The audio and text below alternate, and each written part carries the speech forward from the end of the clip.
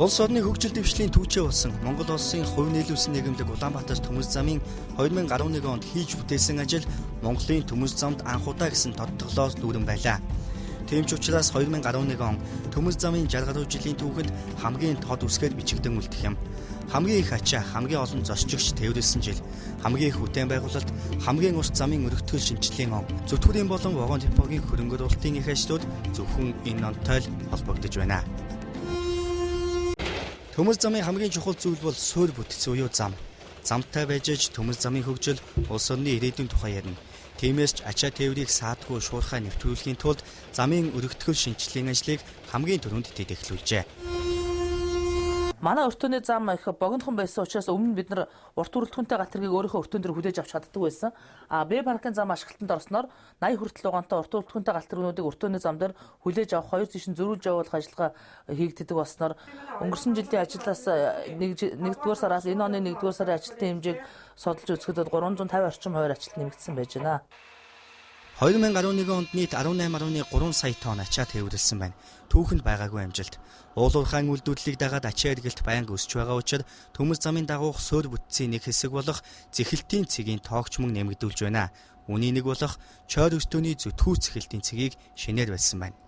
Машинтай харьцуулах юм бол одоо хол замд аялж байгаа машин тэрэгнүүд бол одоо ингээд явж явах замдаа одоо ингээд төлс маасл одоо юу гэдэг одоо тосоор ингээд зихэх тийм зориултын. Одоо хол замд аялж байгаа галт тэрэгнүүд бол одоо ингээд замаасаа ингээд төлс маасл элсээр зихэх зориултын тийм пункт одоо шинээр өргөцсөн ба. Манай өртөөний парк замууд хуучин байснаас 400-аас 450 м уртсаж галт тэрэг хүлээ авч явуулсан өртөөний цэг нэвтрүүлэх чадварыг одоо хоёр дахин нэмэгдсэн байгаа. За нэг замдаа тухайн өртөн бол 60-70 мөгөн болдог байсан бол одоо зам сонгосны ач холбогдолоор бол одоо 80-аас 90 вагон багтах боломжтой болсон байна. Улс орны үүд хаалгуулсан замын хөдөөстөөнд нүүс, төмрийн хөдөс, жонш зэрэг ашигт малтамлын нурмаг ачааг вагоноос буулгаж автомашинд ачих шин талбайг барьсан. 6 газрыг эзэлсэн энэ талбайд нийт 500 вагон нурмаг ачааг буулгаж нэг удаадаа 25 вагон орох хүчин чадалтай юм байна. Улаанбаатар замын үүдийн хэсэгтээ одоо ачааны галт тэрэг бол нэг 14 явна. За энээс илүү гарсан төмөр замын дагуух уулуурхайн бүтээгдэхүүн энэ дэрж буугаад эргээд автомашинаар гарах одоо нөхцөл бүрдэж байгаа. Яагаад бид ингээ автомашин зориулаад талбай барьсан бэ гэхээр хятад улс Монгол улс руу одоо автомашины 8 ийм урсгал гарц бэлтгэсэн. За энийг одоо ашиглая гэж байгаа. Тэгэхээр бид бол энийг ашиглахад хамгийн ихэнд нь одоо энэ айс одоо ачаад явал болцоотой юм аа гэд Улаанбаатар Төмөс зам өөрийнхөө хөрөнгөөр энэ талбайг ашиглалтанд оруулсан.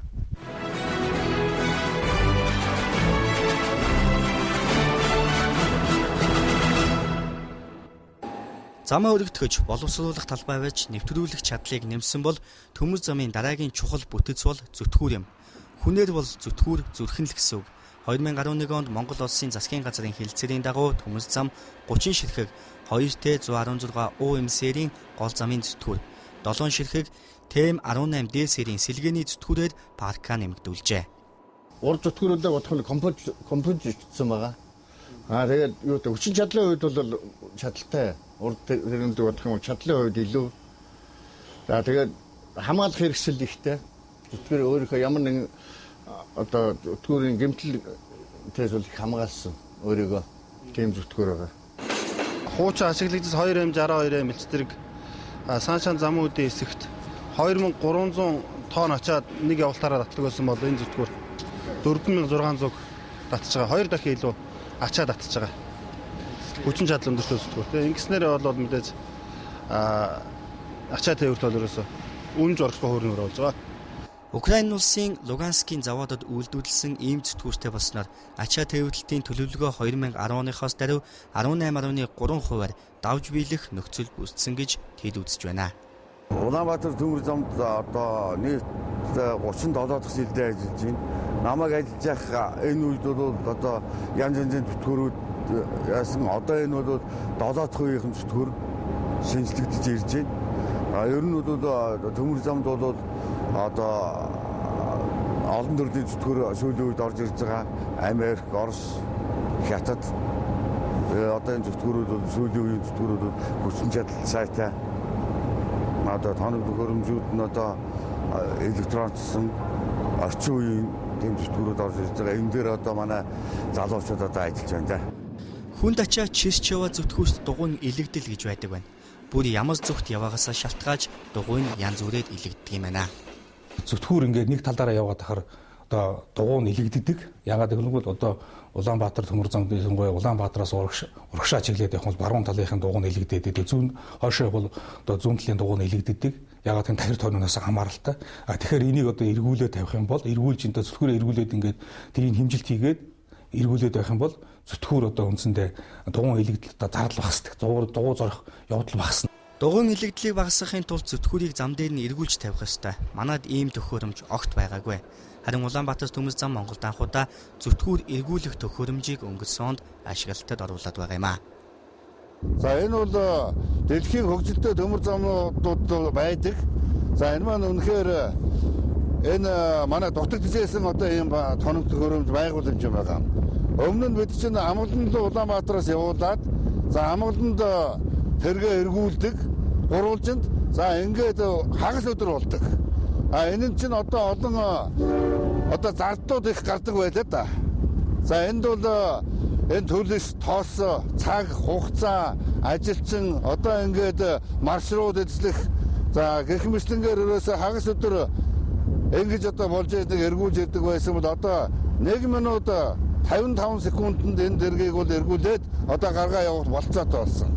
За энэ байгууламж баригснаас хойш 2.5 жилд бид зардлаа нөхөн.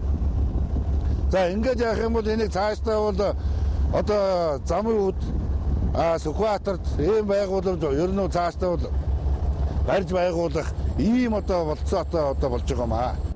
Үүнээс гадна зүтгүүр өргөн нарийн царигтай байдаг. Энэ бол хоёр дугуйн хоорондын зайг ялгаж хэлж байгаа нэвшил юм. Гадаад худалдааны гол боомтуулсан замын өдөртөнд өргөн нарийн альж царигтай галт тэрэг ажилдаг. Харин альж царигтай зүтгүүрийг засварлаж дугуйг нь зоож үйлчлэгээ хийх боломжтой эргэх депог мөн л өнгөрсөн онд анхудаа замын өдөртөнд барьж ашиглалтанд ороход бэлэн болгоод байна. Нарийн өргөн царигаар А41 гээд хос дугуй зорох машин дээр нарийн өргөн царигаар дугуй зорно. Нарийн өргөн царигаараа дадагцахлаа хөдөлгүүр солих, мотор солих тоног төхөөрөмжтэй шийдсэн ба. Нарийн өргөн царигаараа. Энэ нь бол Монголын төмөр замд анх удаа манай одоо дадагцгийн инженерийн шийдлүүдээр бий болж байгаа зүйл ба. 10 тонны гүүрэн каран ашиглалтанд орсноор энэ депо өргөлтөнд орсноор за бид нар хуучин бол техникийн үйлчлэгээ хийдэг байсан. Одоо бид нар бол урсгал засвар хийх боломжтой болж. Зүүн хараад дахь хачааны вагон засварын депо энэ амжилтандаа ханаагүй. Засварын хүчин чадлаа нэмж жилд 4500 вагонд засвар хийдэг болохоор зорилт тавиад байгаа маань. Хугацаа дууссан ачааны вагоныг орж ингод энд бүгдийг өргөөд тэргийн цэгийн хос дугуйгийн доормцын эд ангийн тэгээ нисэх татах төхөөрөмжийн бүгдийг энд задлах цагтаа задлаад тус өөрийнхөө цэг өдрөөгөө аваач хойрлуулад оруулаад бүх засвар хийгээд бүх онцгой шалгалтанд ороод бүгд засвар хийгээд дууссан дараа буцааж авчираад энд бүгдийг нэгтгэхэд засварлаа дуусгаад вагоныг биднес ажилт мэдж өгдөг юм аа.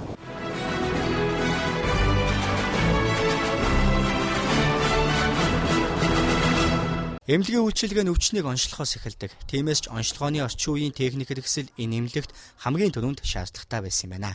Өмнө нь гар аргаар хийдэг байсан шинжилгээний алдаа эрсдэл гэх юм бол одоо 100% байхгүй болсон. Хоёрдугаарт нь бид хүний хийдэг байснаас илүү давуу тагаар илүү олон шинжилгээг нэг өдөрт хийдэг болсноо нэг давуу талтай л да. Мөн бид нар өмнө нь огт энэ эмнэлэгтээ хийдэггүй байсан иммунологийн шинжилгээнүүдийг одоо хийдэг болсноор бас давуу талтай. Инхээр бид төмөр замчдаа ерөөсөө ямар нэгэн шинжилгээний талын асуудлаар өөр эмнэлэг рүү явуулахгүй зөвхөн энэ эмнэлэгтээ 100% үйлчилж чадмаа. Манай энэ төмөр замын эмнэлэгт энэ маммографийн шинжилгээний аппарат ингээд ажилд орсноороо бол 3 дугаар шатлалын эмнэлэгт бол явуулах хүнээ явуулах шаардлагагүй болж байгаа. Анхдагч байдлаар бол хөхний хавдар, хөхний өрөвсөл төвч янз бүр өвчнийг төмөр замын хэмжээнд болон энэ баян гол дүүргийнхаа хэмжээнд бол онцлох бүрэн боломжтой байгаа юм аа. Шинэ тоног төхөөрөмжтэй болно гэдэг нэг хэрэг. Түүнийг бүрэн ашиглаж эзэмшнэ гэдэг өөр асуудал. Тиймээс ч эмнэлэг гадаадын өндөр хөгжилтэй орнуудтай гэрээ хэлцэл байгуулж эмч нараа байнга сургаж дадлагжуулах төслийг хэрэгжүүлдэг юм байна. Богднайм Солонгос улсын Монгоны их сургуулийн эмнэлэг гэдэг одоо дэлхийд бас нэлээд том эмнэлэгт ордог. Тийм эмнэлэгтээ гэрээ хийгээд тэнд одоо төмөр замчтаасаа Монгоны их сургуулийн эмнэлгийн санхүүжилтээр 2 жилдээ одоо 2-оос доошгүй өвчтөн одоо үн төлбөргүй хаалгаанд эмчлэх. Дээрээс нь 2 мэслийн эмч Монгоны их сургуулийн эмнэлэг дээр 6 сарын хугацаатаагаар мэргэжил дэвшлүүлэх курсанд яваад ирсэн. Одоо 2 мэслийн эмч тэнд сурч байна. Цаашдаа олон мянгагаа өргөжүүлж ажиллана гэж бодож байна. Одоо байгаа эмнэлэг 400 ортой. Харин тэд дахин 200 ортой шинэ эмнэлгийн байр барихаас төлөвлөд ажиллаа эхэлжээ. Ингэснээр 2 дугаар шатлалаас 3 дугаар шатлалын эмнэлэг буюу клиникийн төрөлдсөн нарийн мэргэжлийн дээд шатлалын эмнэлэг болох зорилт тавиад байгаа маа.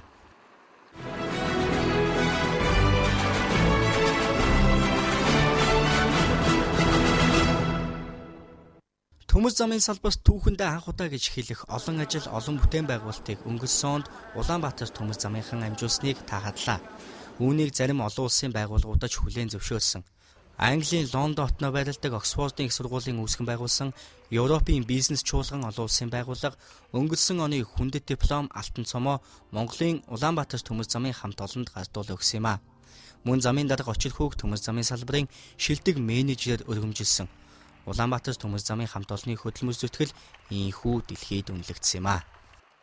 I think a belief that railway systems are back in the ascendance. Probably there was a period of time, certainly in this country, where railways were declining. I think that we felt it very encouraging that developing nations such as Mongolia should see the importance of rail networks and be actively investing in efficient transport systems of that nature. Улаанбаатар төмөр замын олон улсын харилцаач өнгөрсөн онд өргөцсөн. Франц улсын Парис хотноо байрладаг олон улсын төмөр замын холбооны гишүүн болсноор манай төмөр зам Аз, Европыг холбосон тээврийн коридор болох алхам ийхүү ойртож байна. Энэ төмөр замын одоо Аз ирээдүйдээ болоод хөгжин. Одоо янз бүрийн зураг төслүүд гарсан байгаа шүү дээ. Шиваа, оюу толгой, таван толгой зураг төслүүд. Энэ бүтэд одоо төмөр замд бүх юм ийдэ. Тэгээд багхгүй байх юм арга.